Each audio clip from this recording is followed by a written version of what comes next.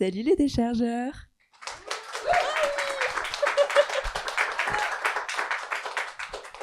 Et bonjour Internet aussi, puisque cette émission est captée dans le but d'être mise en accès libre sur YouTube également. Merci beaucoup d'être là ce soir pour cette première de nos petites histoires de scène. Je n'imaginais pas que vous seriez aussi nombreux et nombreuses, donc je suis un petit peu impressionnée. Cette émission a pour objectif de mettre à l'honneur le musical français, parce que je trouve qu'il y a encore trop peu de contenu relatif à cet art magnifique qu'est le musical en France. Donc le principe est très simple, c'est que tous les 3e lundis du mois, ici au théâtre Les Déchargeurs, j'accueillerai 2 artistes-interprètes qui se prêteront au jeu de l'interview autour d'une thématique particulière. Et aujourd'hui, on va commencer par le commencement. Comment est-ce que ces artistes-interprètes finissent sur scène au bout d'un moment? Eh bien, c'est en se formant. Donc aujourd'hui, on va parler de formation d'école de comédie musicale en compagnie de mesdemoiselles, sous vos applaudissements également, Camille Nicolas et Anna Jazz Mertens.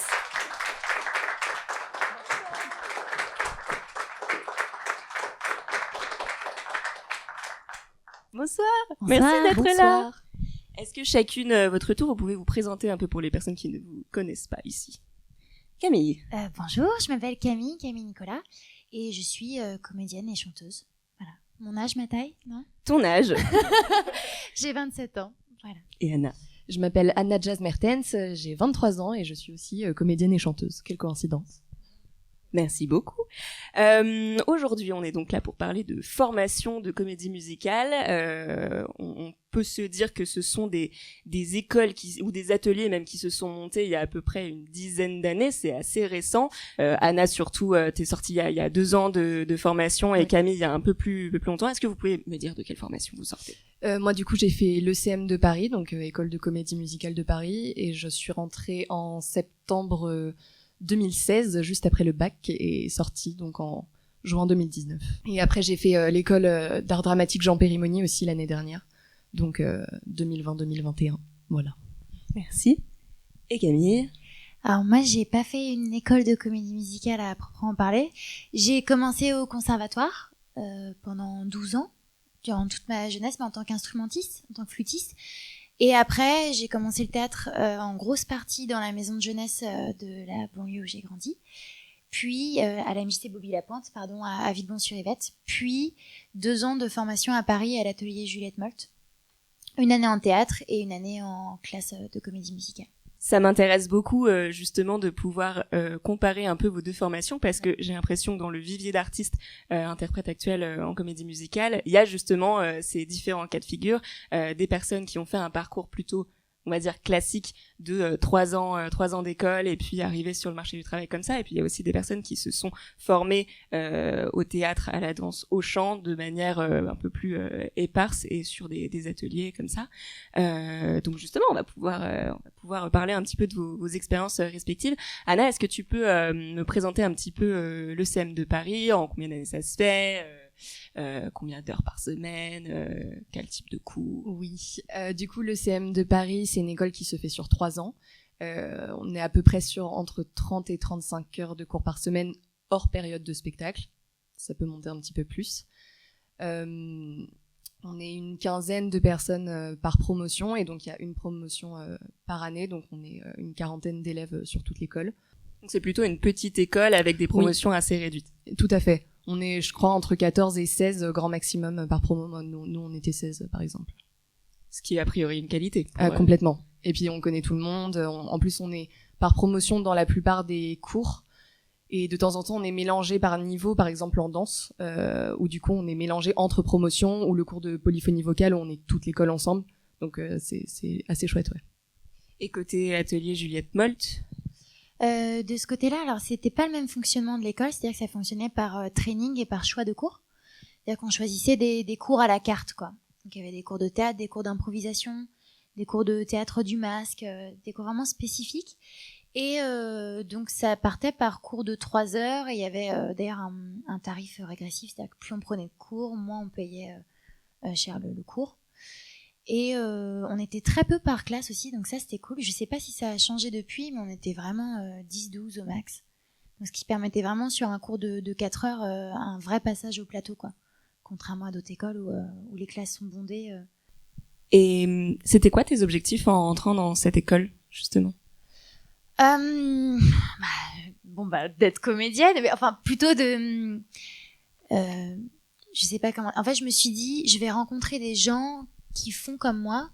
Et du coup, c'était d'abord un aspect de relation, je pense. Et puis d'apprentissage. Enfin, c'est pas que je démarrais de zéro, c'est que j'ai commencé le théâtre au lycée avec une prof incroyable, une professeure à la MJC. Et je me suis dit, c'est l'occasion de rencontrer des gens qui veulent en faire leur métier. Et vraiment, ouais, j'avais envie de me former. Enfin, pas asseoir une légitimité en tant qu'interprète, mais il y avait ce truc d'école parisienne, de fantasme là-dessus et de relations. Ouais. Et là-dessus, je pense que ça a plutôt marché. Parce qu'on se fait des relations dans l'école avec des copains avec qui on travaille aujourd'hui, etc. Et de ton côté, Anna, c'était quoi tes objectifs en entrant? Et du coup, moi, je sortais du bac, donc j'étais jeune et naïve. Mais je pense que mon objectif principal, c'était de sortir de cette école en étant capable de travailler, en fait, dans le milieu professionnel et de me découvrir en tant qu'artiste, ce qui a plutôt été le cas, effectivement. Mais surtout de sortir en me disant, je peux aller passer une audition, je me sens légitime d'être là. Effectivement, il y a quand même, la légitimité a quand même une petite part là-dedans, mais parce que je suis là pour 3 ans pour tout apprendre et puis apprendre le plus de choses possible en 3 ans, quoi, tout simplement. C'est marrant ce mot de légitimité qui revient. Est-ce qu'on est légitime au moment où on fait une école de comédie musicale pour être artiste de comédie musicale? Oh là là. Après toi, Anna. Merci beaucoup, Camille. Non, je pense que c'est pas forcément. Je pense que ça dépend des gens. Moi, j'avais tout à apprendre. Pour ma part, je vais parler de mon expérience parce que moi, j'avais tout à apprendre, donc j'étais clairement pas légitime avant de passer par l'école, ça c'est sûr. D'ailleurs, quand on m'a appelé pour me dire que j'étais prise à l'école, on m'a appelé en me disant alors ça va pas, ça va pas du tout, ça va pas du tout, mais c'est bien, il y a du travail. J'étais là, bah oui, c'est pour ça que je suis là et que j'auditionne pour une école et pas pour un spectacle professionnel parce que je me serais clairement cassé les dents. Et en tout cas, voilà, moi, en sortant de l'école, je me sentais légitime à travailler parce qu'on nous a appris, au-delà de la formation artistique, on nous a appris à travailler vraiment. Et ça, c'est hyper important, je crois. Est-ce que tu as quelque chose à rajouter là-dessus? Je sais pas, je pense que la légitimité, on la cherche encore. Je sais pas si c'est m'éloigne du sujet, mais la légitimité, j'ai tenté de la trouver en passant des conservatoires publics que j'ai pas eu. Et donc c'était... Voilà, super. Ce n'est pas une honte. Voilà. Donc ouais, effectivement, il y a une histoire de légitimité. On nous apprend à se présenter devant un metteur en scène, à être réactif quand on nous dirige, etc. Mais je pense que la légitimité, on continue de la chercher quand même encore après, quoi. Est-ce qu'on la trouve un jour, la légitimité? Est-ce qu'on ne se la donne pas à soi-même? Non, je suis pas sûre. Je pense que c'est un truc... Je pense que tous les artistes ont un peu ce truc-là et par moment on va se sentir hyper légitime d'un truc parce qu'on va se sentir bien dans son élément et puis le projet d'après ça va se casser la gueule, on va être là bon non je suis pas du tout fait pour faire ça. Enfin, je pense que c'est un truc avec lequel on lutte un peu tout le temps, quoi. Si quelqu'un a un commentaire à faire sur la légitimité, je profite de cette perche pour vous dire que c'est un événement interactif, que vous avez le droit de parler et que c'est aussi pour ça que vous êtes là. Voilà. Je voulais parler du processus de recrutement, justement, en parlant de légitimité, parce qu'on peut aussi ne pas se sentir légitime d'aller passer une audition pour ces écoles. Comment est-ce que ça se passe à l'ECM, le recrutement? Alors, à l'ECM, ça se passe différemment maintenant que quand moi j'ai auditionné. Ça a un petit peu évolué. Moi, quand j'y suis allée, on était sur une chanson, un texte libre et une chorégraphie libre. En fait, tout était libre, tout simplement. Donc, on arrivait, on passait devant le jury qui était composé de... ça dépend des profs qui étaient disponibles ce jour-là. Moi, je suis passée devant le plus de profs possible, donc c'était super. J'étais pas du tout stressée. Enfin voilà. Et donc, je suis arrivée, j'ai chanté ma chanson, dit mon texte, fait ma chorégraphie. Et ensuite, il y a un entretien individuel où on parle un peu de ce qui nous a mené là, pourquoi cette école, pourquoi ce métier, pourquoi qu'est-ce qu'on a fait avant, enfin voilà, plein de choses. Un entretien avec qui? Avec un professeur ou avec tout le monde, tout le jury.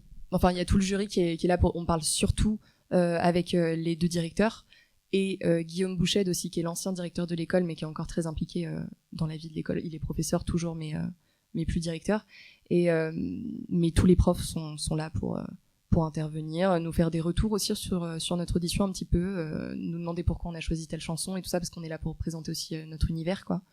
Et je sais que maintenant ça a un petit peu évolué parce que c'est sur 2 tours, c'est sur un week-end. Je crois qu'il y a une liste de chansons imposées, il faut choisir une chanson, je sais pas pour les textes de théâtre, et après le lendemain si vous êtes rappelé, il y a un tour de danse où là c'est comme une audition pro avec 20 personnes, je sais pas combien ils sont exactement, à passer l'audition et tous ensemble à danser dans la même salle, ce qui moi n'était pas mon cas et j'avoue que je suis un peu contente de ça. Voilà. Ouais, ça prépare à l'exercice de l'audition de manière plutôt directe. Ouais, complètement. Mais oui, mais en fait ça se passe exactement comme une audition pro en fait. Maintenant ces auditions et je pense que c'est une bonne chose. Moi ça m'aurait vachement intimidée et en même temps c'est chouette et je pense qu'il y a toujours le petit entretien individuel aussi parce qu'ils cherchent à savoir qui on est au-delà de ce qu'on a présenté quoi. Et côté atelier Juliette Moll, comment ça se passe? Alors, bon déjà c'est une école privée donc s'il y a le chéquier qui est là, bon, voilà, on rentre dedans.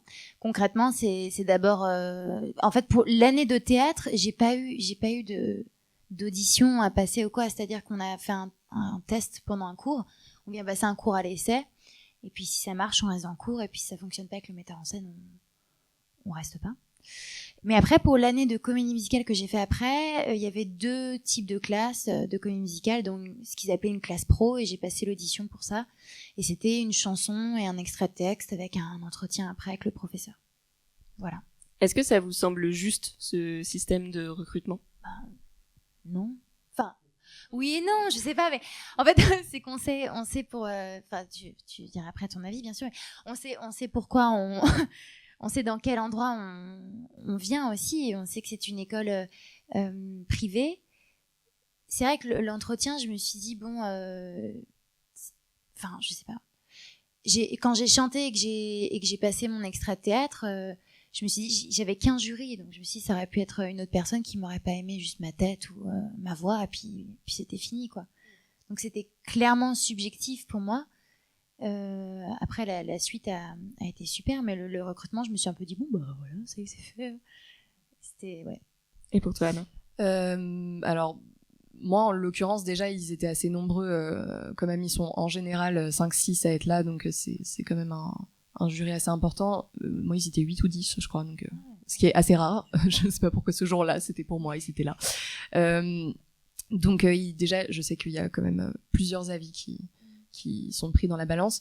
Moi j'ai trouvé ça plutôt juste parce que j'en ai discuté. Après c'est intéressant, j'aime bien savoir comment ils recrutent les élèves d'année en année, et puis du coup j'ai vu ma promotion quand je suis arrivée, les promotions avant, et puis après du coup quand je suis passée en 2e année il y avait la nouvelle promotion, donc j'ai un peu posé des questions, comment en fait est-ce que c'est vraiment individuellement, est-ce qu'il y a quand même une idée de former une promo et tout, et je sais qu'il y a un peu des deux. Du coup pour en avoir discuté avec eux, l'entretien individuel est presque aussi important que ce qu'on présente artistiquement. Ça je trouve ça hyper chouette et hyper important parce que ils veulent travailler avec des gens avec qui humainement ils se sentent capables de communiquer et de travailler. C'est un peu la base, mais c'est pas le cas partout, je crois. Et puis ouais, l'entretien, moi il avait duré 15-20 minutes quand même, on avait parlé assez longuement. Et du coup je sais que quand j'ai été acceptée, j'étais là, ils savent qui je suis, ils savent ce que je sais faire, ils savent ce que je sais pas faire aussi, donc je me suis sentie en tout cas prise dans l'école pour qui j'étais, et donc ouais, plutôt juste en l'occurrence. Une fois que vous avez donc été sélectionné, comment ça se passe les premiers temps? C'est quoi les premières semaines? Comment ça se déroule?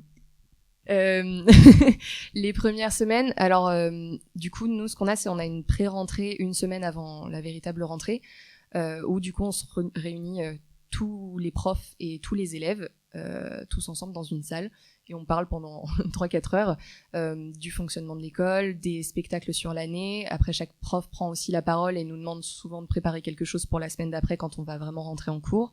Du coup c'est intéressant parce que On a le point de vue des professeurs qu'on va avoir, mais on sait aussi ce qui est demandé les années d'après, donc on commence à se faire une idée de comment la formation va évoluer. Par exemple, je sais que chaque département travaille vraiment ensemble, donc le département de théâtre, par exemple, il y a une vraie évolution d'année en année, mais donc du coup, je savais où ça allait mener, donc ça, c'était hyper intéressant. Donc on a ça, ensuite on a une semaine pour préparer ce qu'on a préparé, et puis on arrive, et la première semaine, c'est beaucoup de présentation de nous. Donc en cours de chant, on chante une chanson qu'on a choisie en général. En danse, parfois on refait la chorégraphie que on a présentée à l'audition. On fait des exercices. En fait, on apprend à se connaître et on se dévoile les uns aux autres. C'est une période. Enfin, moi, j'ai plein de souvenirs de cette première semaine de cours, tu vois. Oui, ça s'est bien passé. Ouais, carrément. C'est hyper intimidant parce que ça dépend. Pas tout le monde est dans ce cas-là, mais moi, j'avais jamais vraiment fait ça. Par exemple, je n'avais jamais pris de cours de chant collectif. L'angoisse absolue quand je suis arrivée, je me suis dit voilà, je vais devoir chanter maintenant, très bien.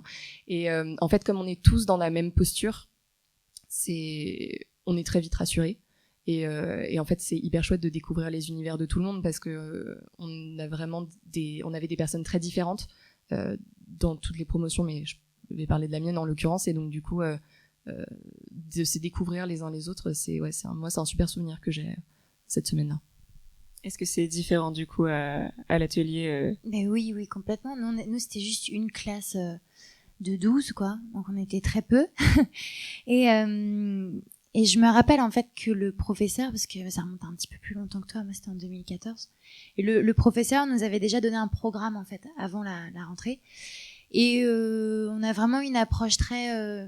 là-dessus, il m'a apporté beaucoup en culture musicale, c'est-à-dire qu'on a vraiment balayé toute la comédie musicale des années 20-30, même à l'opérette française jusqu'à aujourd'hui.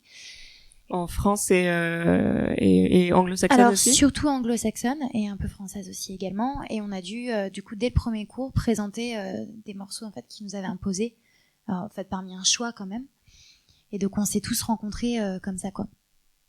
Donc voilà, et puis on avait déjà un premier objectif en fait avec ces chansons-là qu'on interprétait, de les lier nous en une sorte de carte blanche de rendu en fait. Pour parler un peu plus précisément des cours, est-ce que à l'atelier Juliette Meul c'était segmenté en plusieurs cours ou est-ce que c'était un cours avec différents programmes, je sais pas comment ça se suivait. Moi j'ai fait une formation qui était quand même assez incomplète dans le sens où on s'est vraiment axé sur l'interprétation chantée, mais on n'avait qu'une grosse journée par semaine en fait. Ça prenait mais vraiment une grosse journée de 8-9 heures d'affilée en fait, sur un atelier, et c'est de l'interprétation chantée, du théâtre, voilà. Et à côté de ça, on pouvait prendre des cours de chant, il fallait payer en plus, et moi à l'époque j'avais pas assez d'argent pour payer les cours de chant, donc je les ai pas fait. Mais voilà, c'était une grosse journée d'interprétation et de théâtre, puis on n'avait pas de danse. Non, mais c'est en ça que je dis, j'ai fait une formation un peu de charlatan, quoi. Enfin, donc en fait, m'écoutez pas, quoi. Enfin, voilà. Je finis. Et côté ECM, ça se passe comment les cours? Du coup, ça s'organise beaucoup par demi-journée. Donc le matin, on a tel cours, l'après-midi, on a tel cours en fait. Et on a énormément de matières. Alors je vais essayer de me rappeler tout, mais je pense que je vais en oublier une forcément. Du coup, on a théâtre, chant, danse classique, claquette, polyphonie vocale, mime, clown, expression scénique. Je pense que j'en oublie forcément une, mais voilà. Ouais, on a clown et mime, ça c'est super. On a aussi des créneaux qui sont réservés aux préparations de spectacles, cours de comédie musicale évidemment, où on met tout ensemble. Je savais que j'allais en oublier un. Donc voilà, et des masterclass aussi. Ça c'est dans l'année. Enfin c'est pas une fois par semaine, c'est genre 2 semaines dans l'année où on a des masterclass par exemple. Et c'est quoi les sujets de ces masterclass? Et ça dépend des années. C'est jamais la même chose. Il y a certaines masterclass avec nos professeurs, mais on fait quelque chose de nouveau. Par exemple, on avait fait de la danse de salon avec une de nos profs de danse, et ça on n'y touchait pas trop d'habitude, donc c'était cool. On a aussi des intervenants extérieurs. On avait fait du théâtre japonais par exemple. C'était hyper intéressant. Enfin voilà, en fait ça dépend vraiment, et d'année en année c'est jamais les mêmes personnes et jamais les mêmes masterclass. À l'intérieur de l'école, les professeurs, les enseignants et enseignantes, c'est quel type de personnes? Ce sont des gens de la profession, ce sont des professeurs aussi dans la vie Moi, les 2 professeurs de comédie musicale étaient des personnes qui travaillaient à côté. Donc ça, c'était plutôt cool. Des artistes interprètes. J'ai oublié de dire également, parce que j'ai trop mal vendu le truc, mais on avait aussi des super masterclass. Du coup, nous, c'était que des intervenants extérieurs, pareil. Donc, on a eu aussi l'enseignement de leur part, en fait, au sein de masterclass. Mais c'était pour la plupart, moi, des personnes qui étaient souvent interprètes ou metteurs en scène. Et côté ECM? Et côté ECM, pareil, c'est des gens qui sont d'abord artistes-interprètes avant d'être professeurs. Et pareil, moi, je trouve ça génial parce que c'est des gens qui ont la réalité du métier tel qu'il est aujourd'hui bien en tête et c'est hyper important. Donc, c'était d'abord des artistes-interprètes, donc pas des professeurs. Est-ce que vous étiez satisfaite de leur capacité, qualité pédagogique? Je sens qu'il y a une longue réflexion du côté de Camille, je sais pas si je dois me lancer.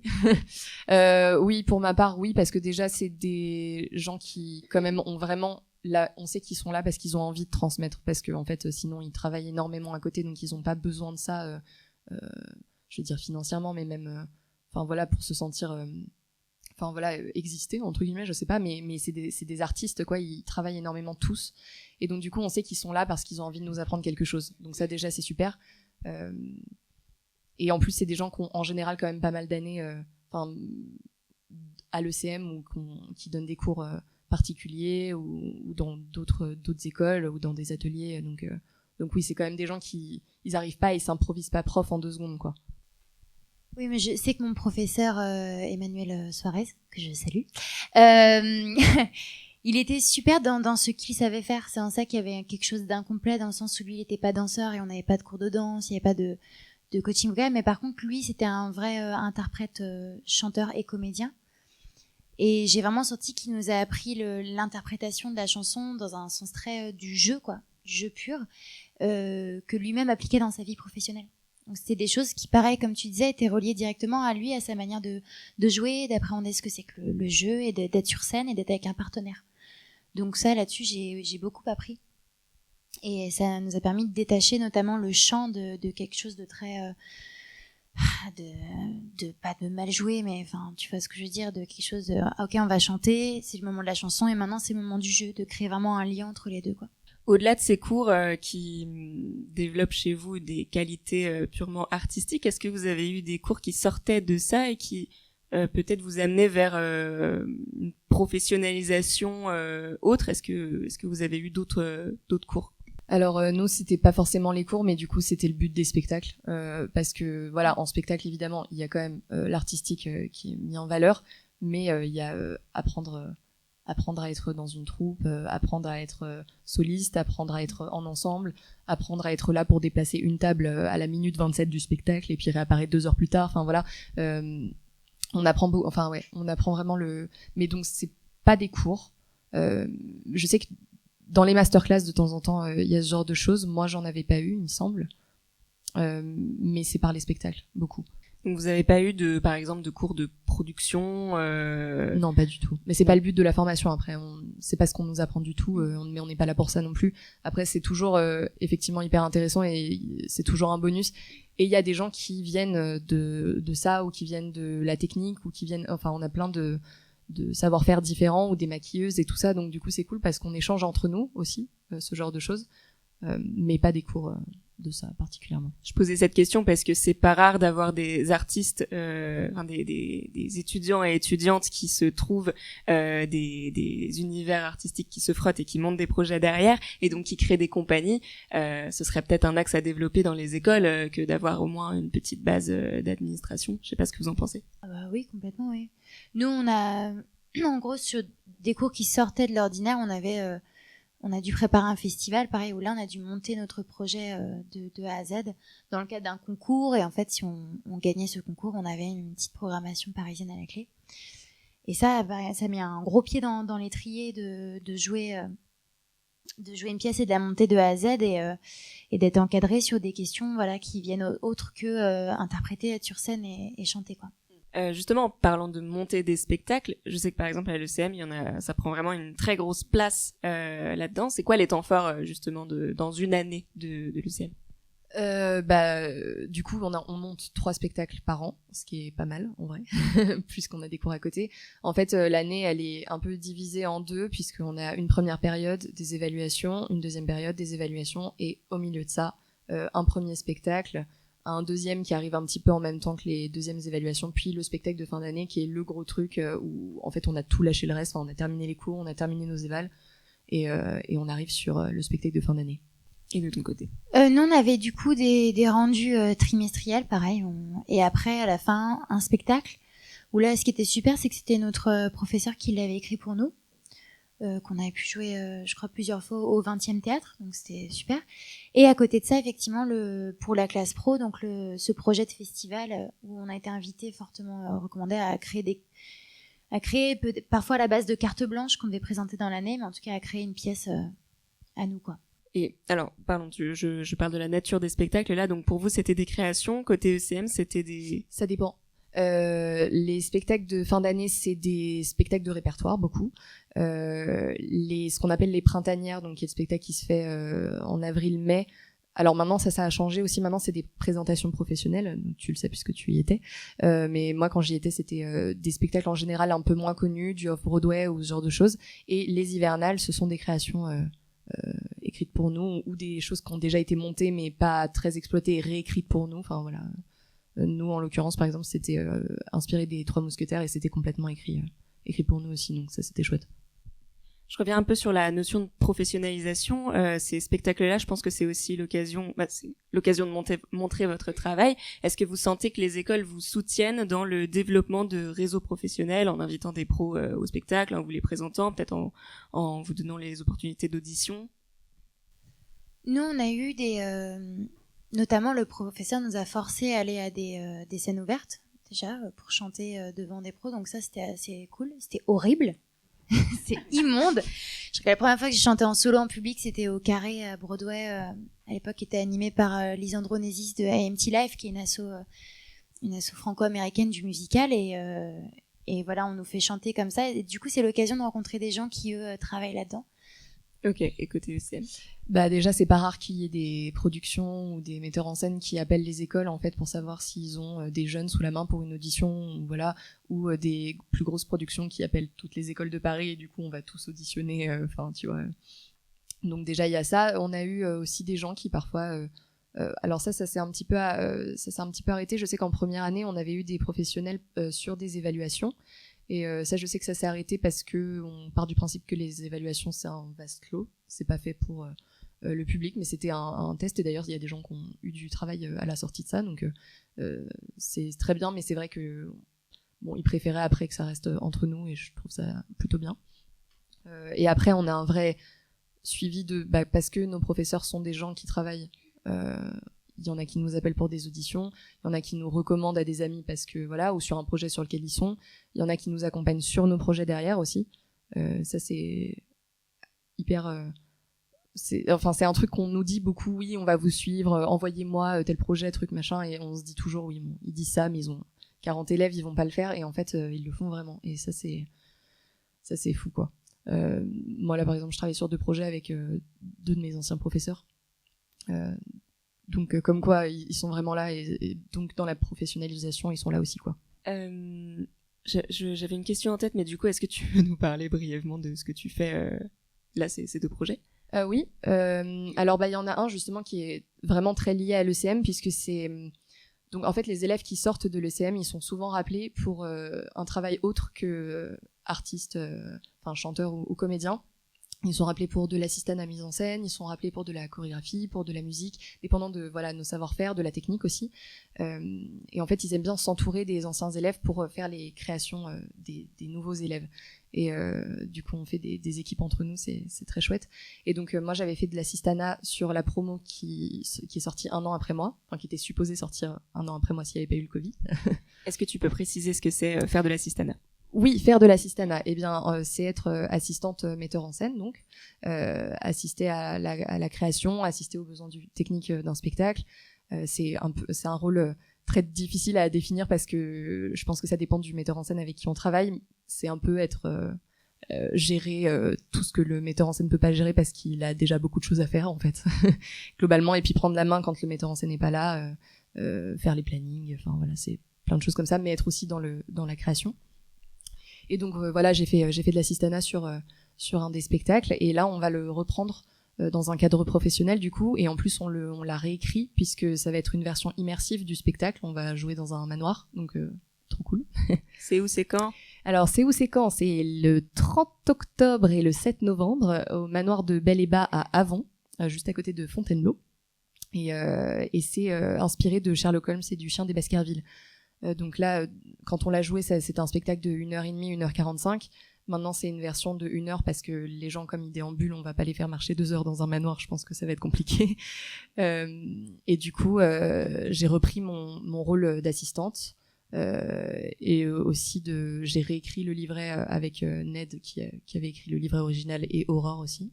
Pour le public, donc Ned Grugic, qui est directeur de l'école et prof de théâtre.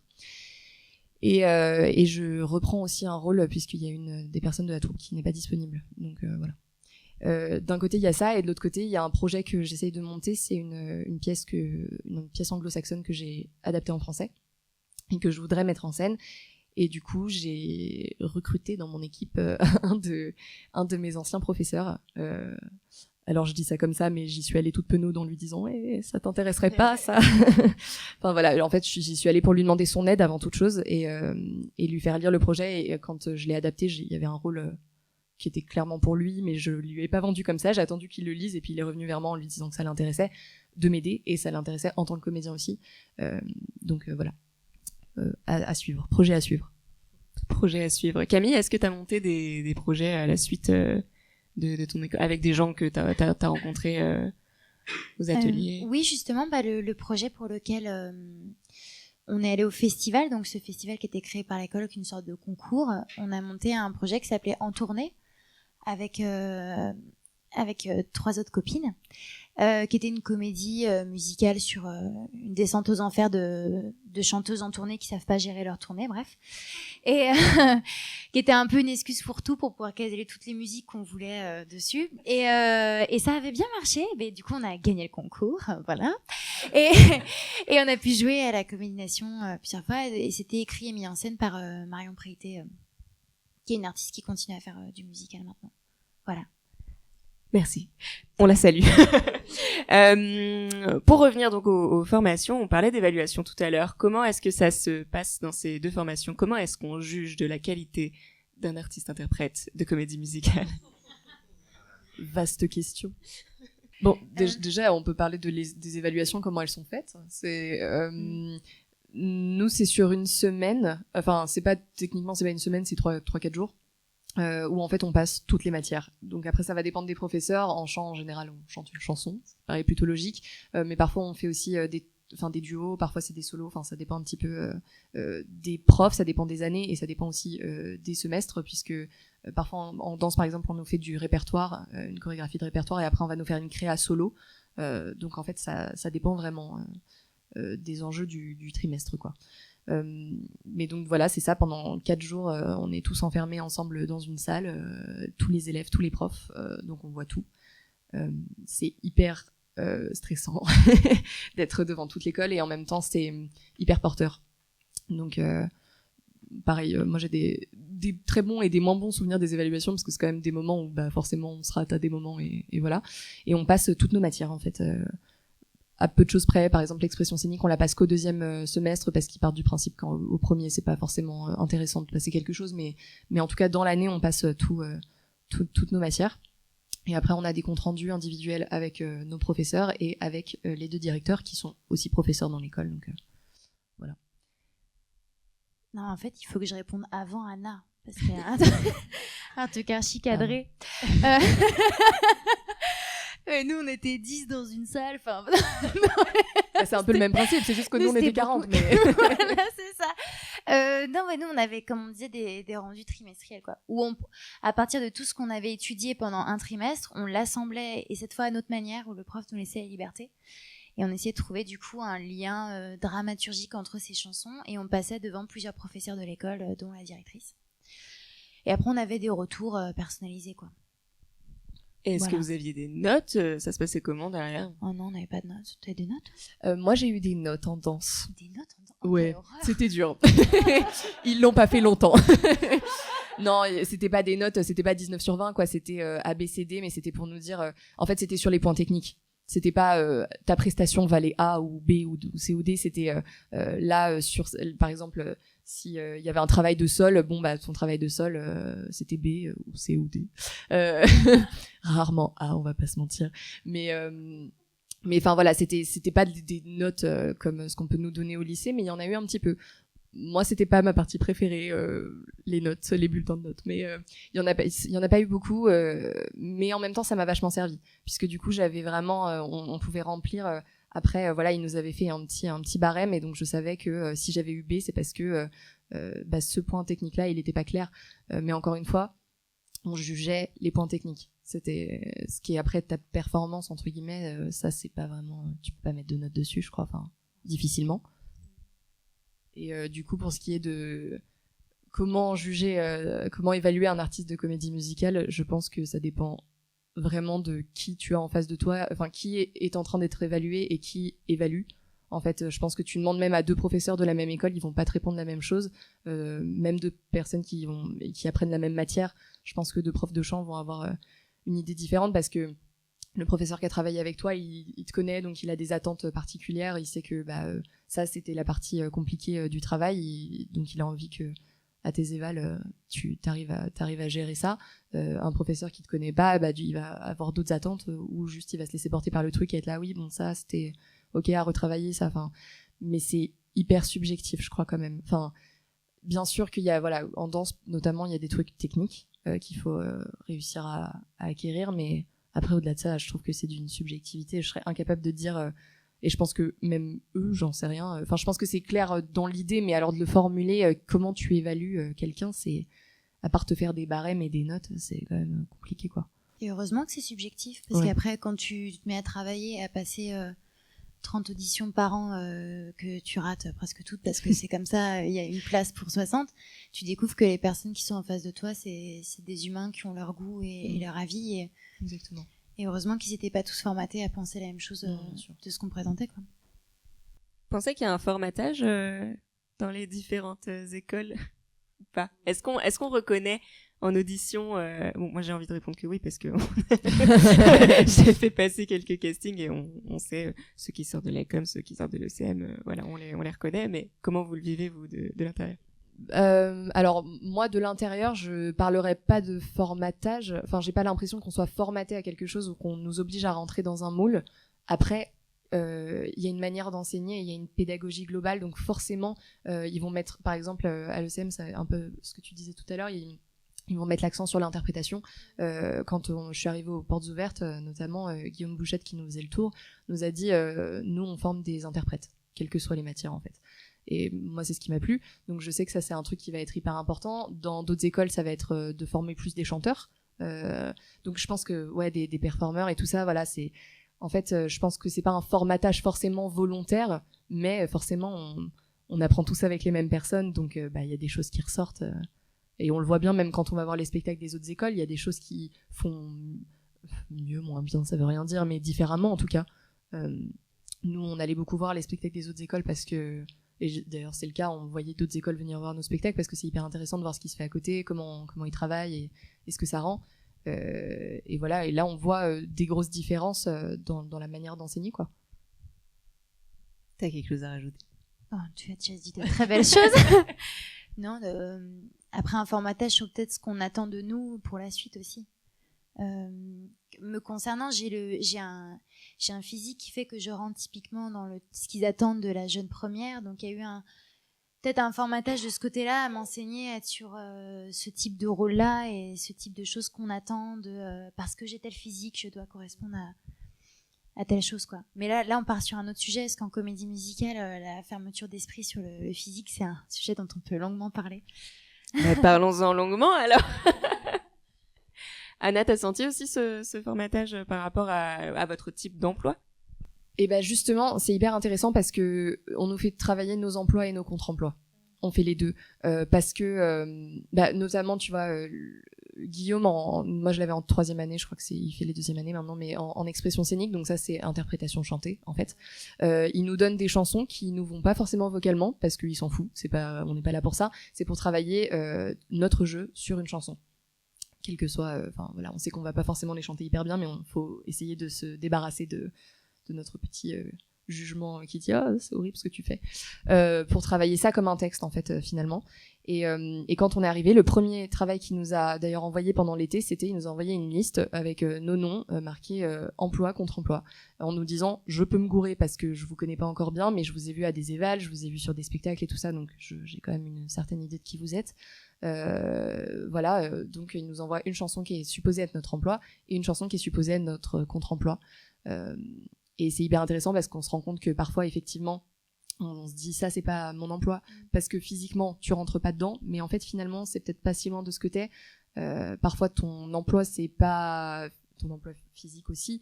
C'est pas forcément ce qui te va le mieux, mais on s'arrête pas non plus que à ce qui est physique, tu vois. Dans la globalité de votre formation, est-ce qu'il y a des choses qui vous ont manqué ? Je sais qu'on en a déjà parlé un petit peu, mais est-ce qu'on peut développer ce sujet-là ? Est-ce qu'il y a des choses que vous avez identifiées dont vous auriez eu besoin ? Et avec là, le recul, qu'est-ce qui... Me concernant, oui, peut-être des grosses lacunes techniques. Et après, c'est là où du coup le bagage qu'on a avant peut jouer ou pas. Mais nous, comme je t'ai dit, on a vraiment été axés sur l'interprétation et le jeu et le chant. Mais alors en technique de danse, zéro. Après, tu t'en sortais si t'avais fait de la danse avant. En cours de chant, comme j'ai fallait payer en plus. Donc en fait, j'ai appris dans différents endroits, quoi. Pas que là-bas, quoi. Me concernant en tout cas. Non, mais c'est un peu ce qu'on disait tout à l'heure. Il y a des choses qui sortent un petit peu du métier de comédien-chanteur, mais qui sont quand même grandement liées. Donc effectivement, tu parlais de la formation d'une compagnie, par exemple. Moi, je suis en plein dedans en ce moment, donc voilà, tu te rends compte que c'est quand même très compliqué. Mais du coup, même si ça peut-être c'est un truc qui me manquait, j'ai appelé mes anciens professeurs en fait. Dès que je me suis retrouvée en difficulté, j'ai demandé bon alors comment on fait pour créer une compagnie. Enfin, il y a quand même un accompagnement qui est là, mais effectivement ça c'est peut-être quelque chose qu'on pourrait rajouter. Et en même temps, il y a tellement d'heures de cours et tellement d'heures de préparation de spectacle et tout, je sais pas où ils mettraient ça. Alors si peut-être sous forme de masterclass et tout, mais je sais que c'est des choses auxquelles ils réfléchissent et l'école elle évolue d'année en année. Moi il y a plein de choses qui sont très différentes de quand j'y étais. Il y a des cours en plus, il y a des cours de formation musicale que moi j'avais pas, par exemple, ou quand j'étais en première année il y avait pas de cours de claquettes et je suis arrivée après il y avait cours de claquettes en deuxième année. Mais effectivement ce genre de choses peut-être, ou parler de l'intermittence ou voilà. Mais après on sait que voilà, si on a besoin d'aide on appelle et il y a pas de souci quoi. J'ai envie de continuer sur cette place des manques et des dysfonctionnements, parce que je pense que c'est un sujet qu'il faut aborder, qui peut être un petit peu touchy. Je fais référence à notamment ce qui s'est passé au cours Florent. Il y a eu des affaires de harcèlement ou de choses encore plus graves. Et je voulais savoir dans votre parcours, s'il y avait un problème de ce type-là, est-ce que vous saviez vers qui vous tournez ? Est-ce que c'était quelque chose de simple ? Est-ce qu'il y a eu des complications liées à ça ? Je pense que c'est jamais simple, ça on peut le dire. Même avec les personnes en qui on a complètement confiance, c'est tellement c'est un problème très compliqué quoi. Donc ce n'est jamais simple. Oui, moi je savais vers qui me tourner, vers mes profs, vers la direction.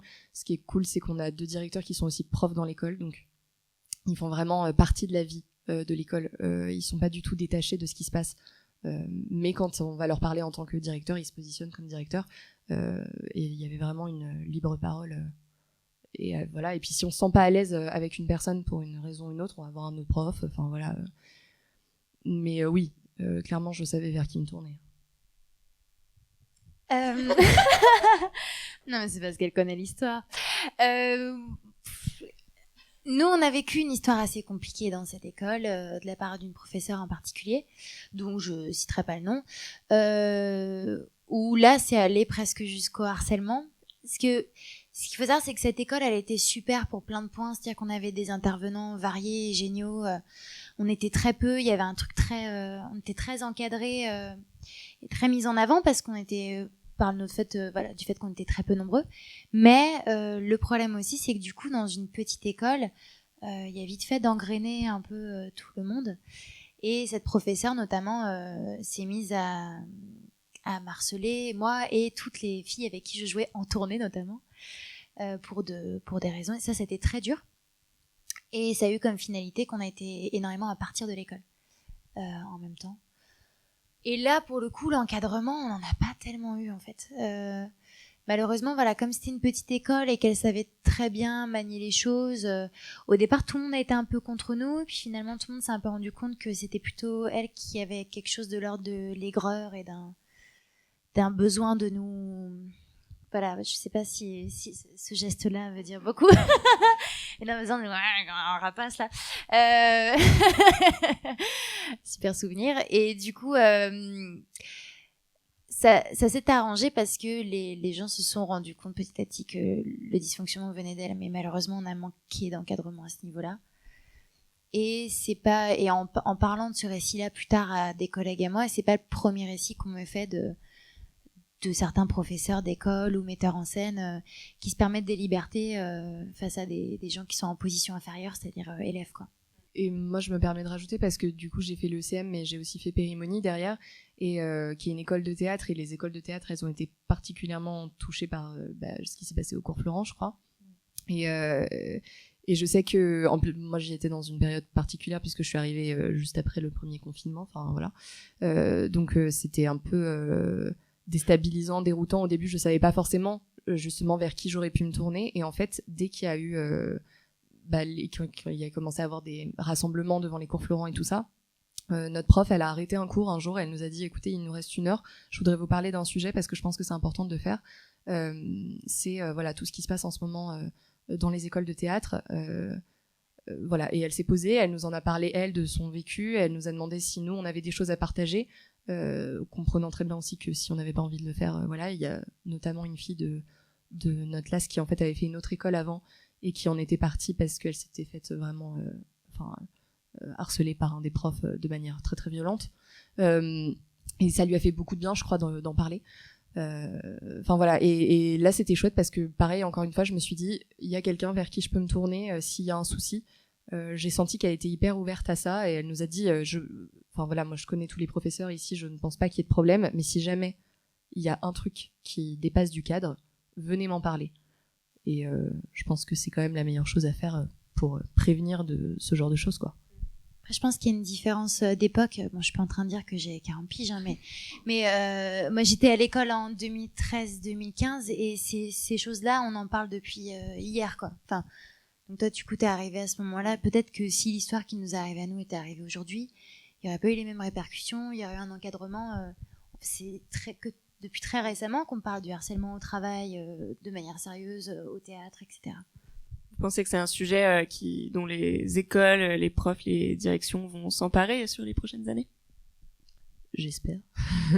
Oui, je crois, j'ai l'impression que, tu vois, que notre prof se pose et vienne d'elle-même nous en parler et nous poser des questions, c'est parce qu'on sentait qu'elle avait besoin d'apprendre aussi ce qui se passait un peu autour, et je crois qu'ils sont en train d'apprendre comment gérer ça, et aussi surtout ce qu'il ne faut pas faire pour gérer ça, dépendant des réponses que peuvent donner les directions et professeurs parfois. Mais oui, je crois que, en tout cas, tout le monde est en train d'être sensibilisé à ça dans les écoles, les élèves. Et puis, ça vient aussi des élèves. Du coup, il y a des choses qui commencent à se dire et qui se disaient pas avant, comme tu disais. Mais oui, je crois que c'est en train d'arriver. Ils ont tout intérêt à le faire avec les générations d'élèves qui sont très réseaux sociaux maintenant. Enfin, qu'il y a un truc qui tourne. Du jour au lendemain, la France est au courant. Donc, je pense que c'est dans leur intérêt aussi. Bien sûr. J'ai une dernière question qui est plus d'ordre personnel. On dit que les formations plutôt de théâtre prennent énormément de place dans la vie personnelle des étudiants et étudiantes. Est-ce que ça a été votre cas ? Comment est-ce que vous avez traversé ces années de formation ? Alors, oui, ça prend beaucoup de place. Déjà, le CEM, on a un gros volume d'heures de cours, on a beaucoup de répétitions, on a beaucoup de travail préparatoire au cours, donc... moi, ça m'a pris vraiment 3 ans de ma vie, presque au complet, quoi. Après, ça dépend aussi comment chacun gère sa fatigue, son apprentissage. Il y a des gens qui ont des difficultés d'apprentissage, donc qui vont devoir plus travailler chez eux, des gens qui ont des facilités. Enfin, voilà, ça dépend de plein de choses. Moi, ça m'a pris beaucoup de temps, mais en même temps, j'ai laissé...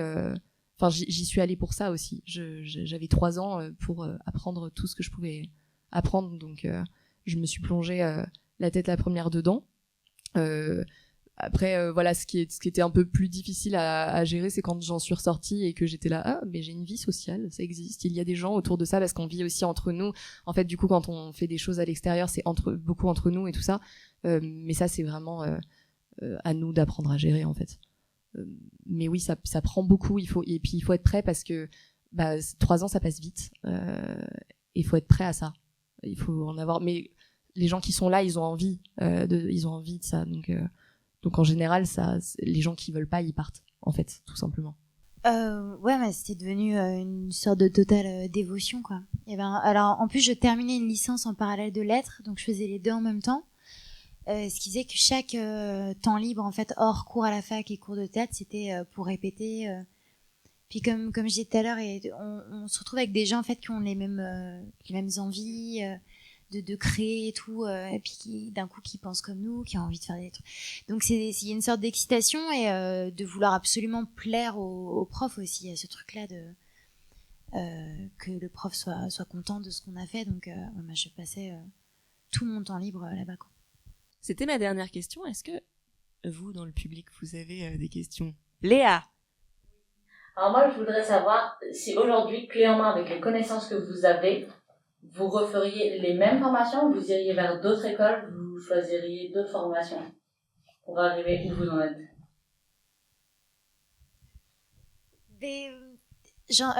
J'ai énormément appris des contrats après avec lesquels j'ai travaillé, où du coup des gens m'ont fait confiance et m'ont embauché tout en m'apprenant de nouvelles choses, quoi.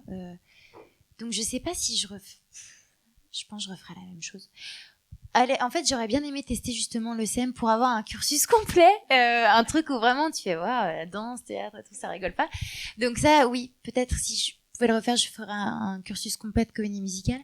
Mais autrement, après, c'est une affaire de confiance pour la suite, pour moi en tout cas. Moi, je referais la même école parce qu'elle a beaucoup évolué et que du coup, il y a des choses que j'aimerais bien tester maintenant. Quand je vois leur spectacle et tout ça, j'ai hyper envie d'y participer. Donc, en même temps, je suis hyper contente de les voir et en même temps, je suis un peu frustrée. J'ai envie d'aller sur scène avec eux. Donc, non, je referai cette école pour cette raison-là et parce que aussi, moi, je suis sortie du bac, je savais rien faire. Ça m'a vraiment tout appris. Donc, forcément, je suis hyper reconnaissante et je retournerai là-bas sans hésiter, quoi. Je reviens sur une chose. Tu as dit que tu avais fait l'école Périmonie derrière. Pour quelle raison tu as complété ta formation en théâtre? Alors déjà, je pense que c'est très important dans ce genre d'école de se dire que la formation, elle s'arrête pas le jour où on a un diplôme. Dans ce métier, pour moi, après je pense que c'est quand même l'avis de la plupart des gens, on apprend toute notre vie. Parce que on apprend au fur et à mesure des contrats, parce que c'est pas que c'est de la pratique, c'est pas de la théorie, c'est pas que de la technique. Enfin c'est voilà, pour toutes ces raisons, on continue, et aussi parce qu'on évolue et que notre corps c'est notre instrument, donc voilà, tu prends en âge, tu vas accéder à des nouveaux rôles, à des nouveaux trucs chez toi, et donc du coup tu apprends toujours, quoi. Donc déjà, je pense qu'on n'a jamais fini de se former. Ensuite, c'est un truc qui me trottait déjà dans la tête à l'école parce que c'est génial, on fait énormément de choses, on a plein de matières, mais c'est vrai que le théâtre, moi, c'est un truc que j'avais vraiment envie de développer et j'avais envie d'approfondir, et du coup je me suis dit pourquoi pas derrière faire une école de théâtre.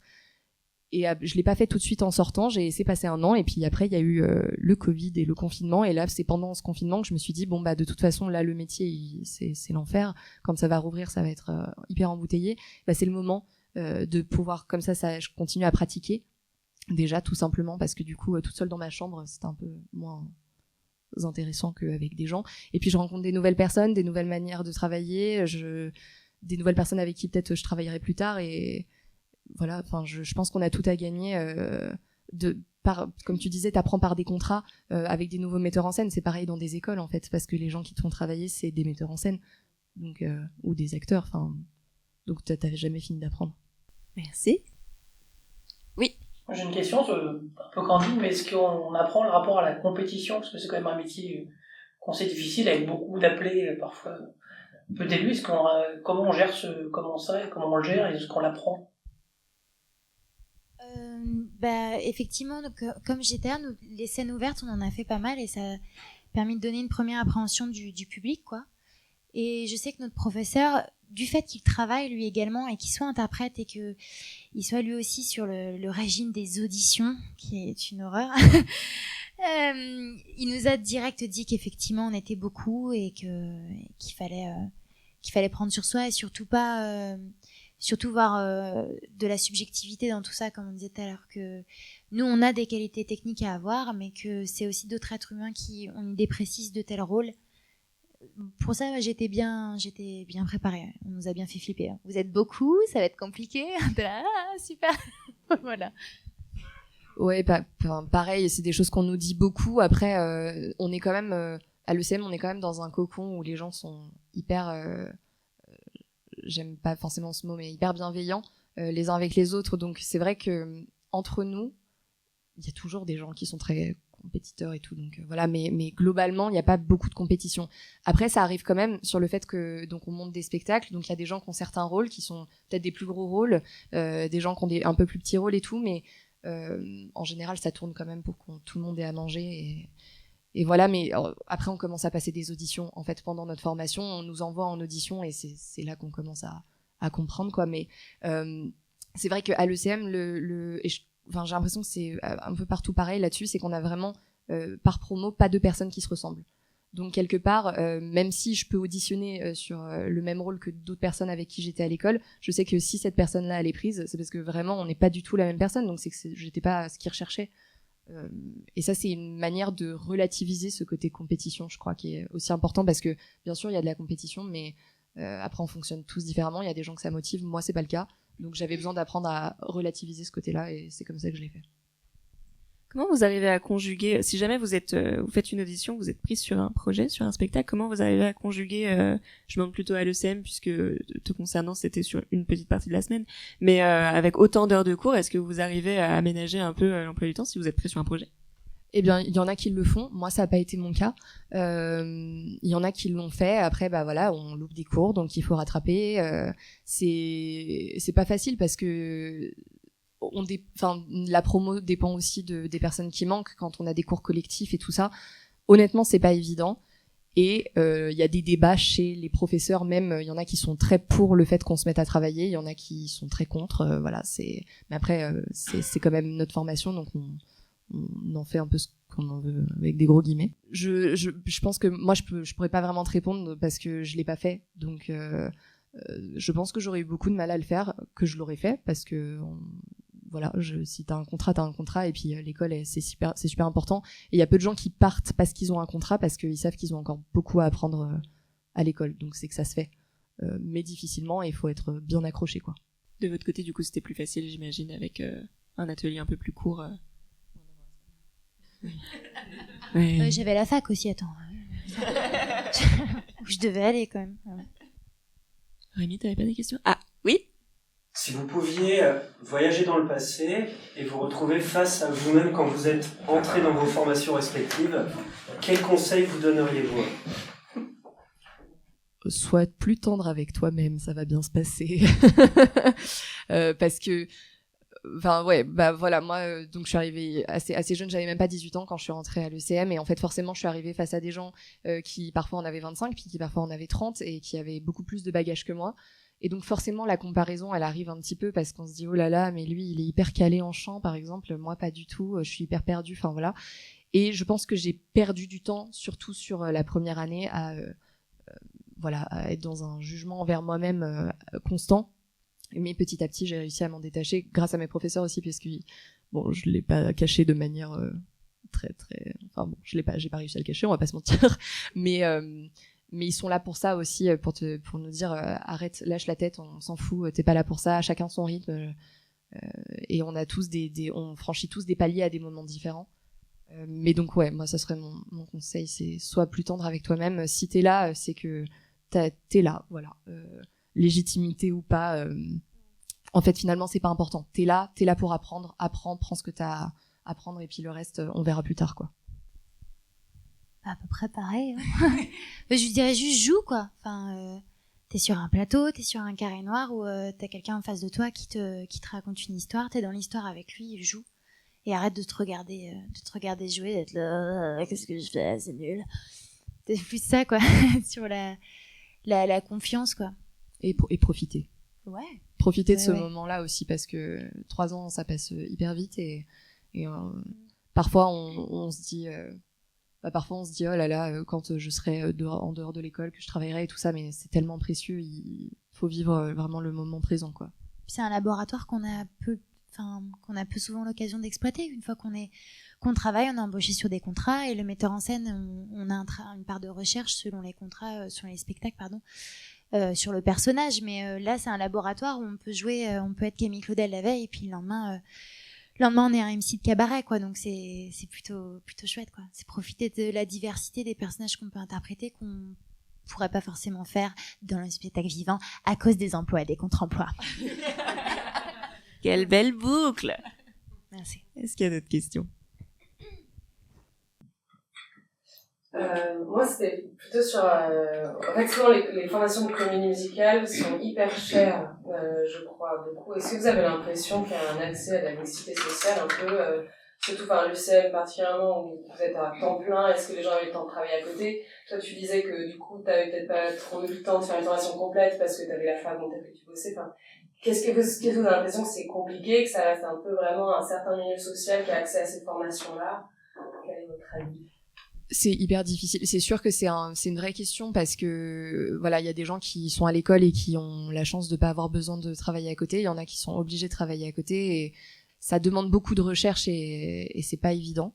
Et on le voit fréquemment, des gens qui arrivent en cours complètement fatigués parce qu'ils ont bossé chez McDo tout le week-end, quoi. Je pense que le théâtre, pour moi, il est encore trop bourgeois, quoi. Mais nous, on est de la classe moyenne et même le fait que tous les publics puissent être sensibilisés à vous pouvez faire du théâtre aussi. C'est pas que vous pouvez aller au théâtre, déjà, il y a encore pas assez de gens qui ont accès au théâtre. Mais c'est le fait de dire tu peux être artiste aussi, c'est pas quelque chose qu'on entend dans tous les milieux et encore moins au moment des formations. Il y a des formations de comédie musicale qui sont publiques, il y a la classe libre notamment du cours Florent, mais c'est 20 places sur 200-300 postulants, donc le gars qui a pas de thune, il va se dire avant je dois subvenir à mes besoins, voire aux besoins de ma famille avant de pouvoir payer une école de théâtre. C'est un autre délire, quoi. Et c'est pour ça qu'il y a peu de gens finalement qui arrivent post-bac ou ce genre de choses et qui ont plus 25 ans par exemple, c'est parce qu'ils ont aussi travaillé, mis de l'argent de côté pour pouvoir s'offrir ces formations. Ça c'est effectivement un peu une injustice, mais elle est réelle en tout cas. Effectivement, en comédie musicale, il faudrait plus de formations publiques. Déjà, le théâtre, on en manque beaucoup. Il y a le la conservatoire sélection aussi, non ? Oui, il y a les conservatoires d'arrondissement dont certains, le 9e, je crois, Oui, proposent des cursus de comédie musicale. Mais là encore, c'est un théâtre, il y a quand même beaucoup plus d'offres parce que la comédie musicale... Moi, j'avais fait le cours Florent, je sais qu'on était la 2e ou 3e année de comédie musicale, bon, il y a maintenant 6 ans, mais il y a plein de formations qui ont juste 10 ans, en fait. C'est tout nouveau. Et, c'est nouveau de permettre un accès un peu plus grand à ce type de formation. Et forcément, commencer une école, ça coûte beaucoup d'argent. Donc il y a aussi ça à prendre en compte, c'est que forcément, comme ces écoles, elles n'ont pas encore pu forcément avoir un retour sur investissement, entre guillemets, voilà, avoir des cours moins chers et tout ça, c'est difficile pour l'instant. Mais je pense que c'est aussi un truc qui est en réflexion. Enfin, je l'observe déjà, j'ai l'impression que c'est un truc qui est en train de bouger aussi. Peut-être que cette absence de formation publique vient aussi du fait de l'offre derrière dans les programmations, ça n'existe pas, enfin pratiquement pas les comédies musicales subventionnées. Ouais, puis c'est aussi culturel, c'est que la comédie musicale, elle a eu, enfin avant c'était plutôt de l'opérette début 20e jusqu'à puis après d'un coup les États-Unis s'en sont emparés et en fait c'est un truc qui leur est plus propre qu'à nous. C'est cette espèce de pluridisciplinarité complète et en France ça bouge mais on a du mal à accepter que par exemple on entend souvent cet acteur là il chante maintenant et comme s'il pouvait pas faire les deux et qu'il était pas on a du mal avec le fait d'être pluridisciplinaire un peu plus que dans les pays anglo-saxons et eux c'est plus partie de leur culture ce truc. Je pense que ça va arriver aussi par nous qui sortons d'école et qui avons vu justement les trucs qui encore sont compliqués, qui posent encore problème et je pense que c'est à nous aussi de d'amener ce changement-là. Non, mais c'est beaucoup c'est de un lourd fardeau. responsabilité. Non, mais c'est beaucoup de responsabilité. Mais moi, je me dis souvent ça, même par rapport au problème de harcèlement et de tout ça. Je pense que c'est nous qui allons changer ça. J'espère. Essayer de changer ça. C'est peut-être prétentieux de dire qu'on va le faire, mais en tout cas, on va essayer. Et ça, pareil pour la mixité et pareil pour casser ces trucs d'emploi parce que tu fais 1m60 et enfin voilà. Moi, je l'ai entendu dans un autre sens parce que je fais 1m80, donc voilà. Tant t'as jamais proposé des rôles de jeune première. Étrangement, non. Ah, bizarre, c'est étrange. Pourtant, je ferais une super princesse Disney. C'est sûr, c'est sûr. Il y a une autre question? Non? Bon, on va peut-être vous laisser chanter alors, parce qu'on est aussi là pour faire ça aussi. Oh god. Là, c'est quand je veux. Alors, je vais vous interpréter une de mes compos qui s'appelle On s'était dit.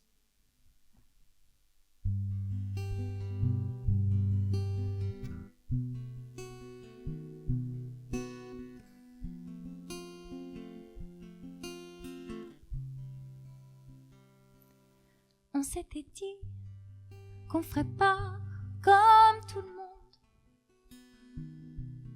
On s'était dit que nos heures seraient des secondes.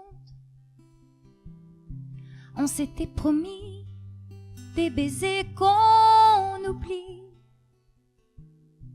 On s'est regardé et tout s'était enfui. Les rires laissent place au silence, les caresses changent de nuances, les promesses paraissent aussi absurdes que des rêves d'enfants. On s'était dit qu'on zigouillerait l'automne. On s'était dit qu'on danserait comme personne. On s'était promis de ne plus jamais dormir, sans s'être dit tout ce qu'on s'est interdit. Et plus rien n'a d'importance, les mots s'emplissent de violence, les promesses disparaissent avec la belle insouciance.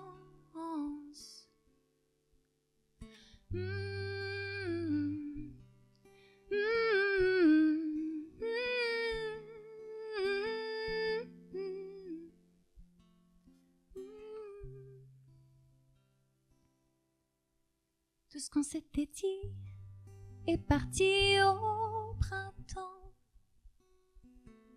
On est deux inconnus marchant dans les mêmes rues.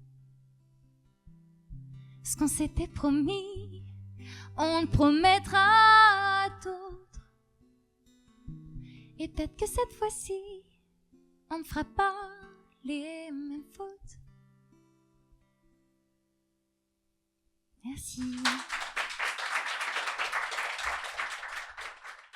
Très bien. Du coup, la première chanson qu'on va vous interpréter, puisque je ne suis pas toute seule. Bonsoir. C'est une chanson qu'on a co-composée. Donc, je vous présente Victoria Flavian, Enchantée. ma co-compositrice et guitariste, et qui va faire les chœurs. Et c'est un texte que j'ai écrit, et ça s'appelle I Understand. I understand you'd rather be anywhere else but stuck with me. I understand with every sigh I can no longer trust this smile. I realize that if you could, I would be gone and gone for good. And gone for good.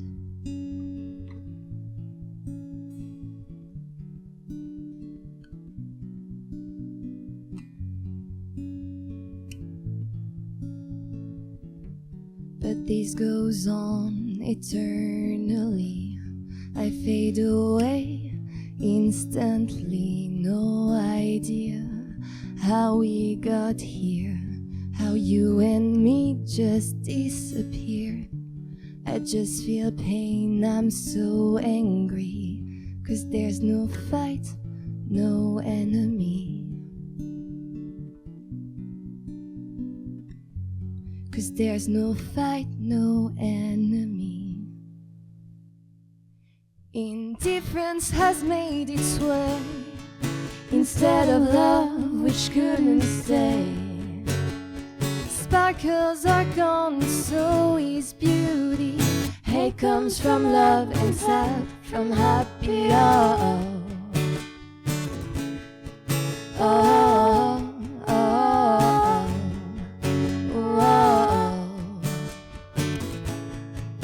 oh, oh. I understand how hard it is saying goodbye after all these years. I understand it's not easy, but make it quick, you're killing me. I realize this is the end. Don't worry, I can understand. I understand.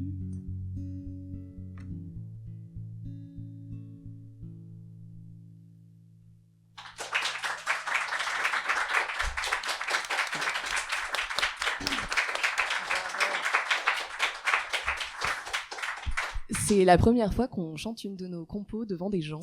C'est vrai, c'est voilà. vrai. En exclusivité ce soir. Du coup, la deuxième chanson s'appelle Santa Fe et elle est extraite de la comédie musicale Rent. En plus, c'est un petit peu sur le thème de la formation puisque c'est un spectacle qu'on a monté à l'école, donc c'est une chanson que je chantais sur le spectacle, donc ça faisait un petit lien. Pour résumer, Rent, c'est adapté très librement de La Bohème de Puccini. C'est une comédie musicale rock, donc effectivement très adaptée de La Bohème de Puccini. Et ça parle d'un groupe d'amis qui habitent à New York dans les années SIDA, et ça parle des relations entre eux, et forcément l'épidémie, elle a un lien avec ce qu'ils vivent. Et le personnage qui chante cette chanson s'appelle Collins. Et en fait, c'est un hymne à la liberté. Alors, je précise que c'est un homme. Nous, on en avait fait une personne transgenre, donc voilà, c'est pour ça que tout est au masculin. Mais donc, il s'appelle Collins et son rêve, en fait, c'est de quitter son boulot de prof à la fac, qui le réjouit pas tant que ça, et de partir à Santa Fe, ouvrir un restaurant et vivre en liberté, quoi. Notre rêve à tous, en somme. Voilà. Donc, c'est vraiment un hymne à la liberté.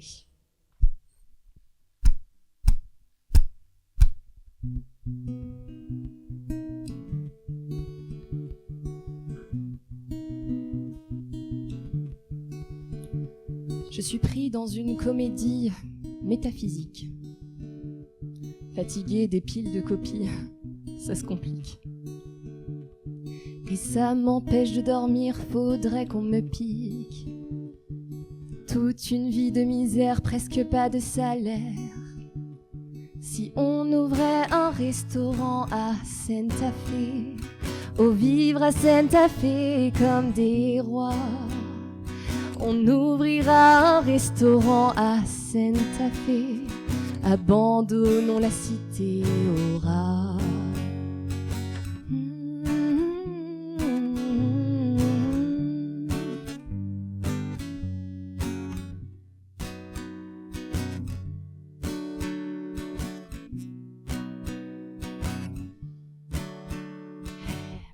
Je suis prof de philosophie informatique. Mes étudiants, eux, préfèrent la télé.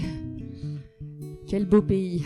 J'ai pas grand-chose d'un instit, mais je sais cuisiner vite. On bâtirait un havre de douceur. Elle jouerait de ses percus, j'apporterais les menus. Et on boirait du vin jusqu'à pas d'heure. Si on ouvrait un restaurant à Santa Fe, nous aurions notre pain quotidien. On ouvrira un restaurant à Santa Fe, levons nos esprits comme il convient. On prendra juste un sac, on se laissera aller. Fini la grisaille et les problèmes. On ouvrira un restaurant à Santa Fe. Dire adieu à cette vie de bohème. Oh, oh, oh,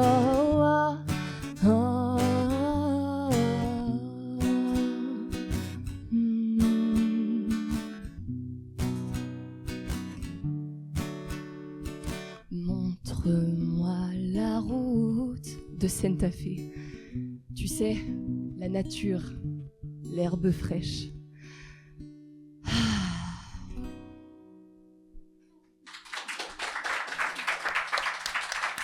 Merci.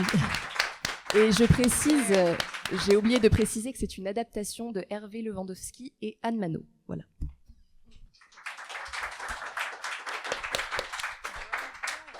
Vraiment très rapidement, Anna, on en a déjà un petit peu parlé, Oui. mais est-ce que peut-être tu peux rappeler ce qui se passe au manoir vers Avron bientôt? Au manoir de Bel-et-Bain. C'est beau comme nom, non? Donc effectivement, il y a Sherlock Holmes et le chien des Baskerville qui reprend. C'est un spectacle tout public qui est un spectacle immersif, une balade dans le manoir, donc inspiré du mythe de Sherlock Holmes et du chien des Baskerville, vous vous en doutez. On est 16 comédiens, ça joue, ça chante et ça danse, et ça va être plutôt sympa, je crois. Et il y a la ligne R qui part de Gare de Lyon pour aller à Avon, c'est direct, je vous promets, c'est pas si loin. Non, parce que ça peut effrayer quand même, je préfère préciser. Et toi, Camille, est-ce que tu as de l'actu? Oui, j'ai de l'actu.